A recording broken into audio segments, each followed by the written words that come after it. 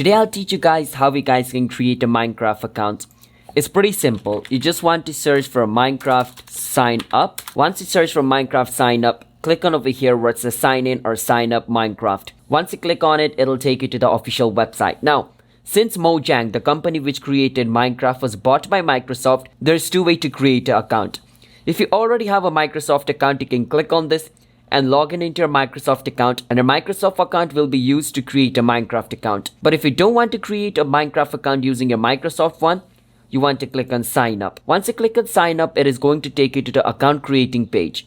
Over here, it's going to ask you to create a Microsoft account, and this Microsoft account is going to be exclusive to your Minecraft account, okay? So you want to enter your email over here. Once you enter your email, click on over here where it says next, and on the next step it is going to ask you to choose your country. So choose your country and choose your date of birth over here. Once you choose your date of birth, click on over here where it says next. At the next step, it is going to send a verification code to your email.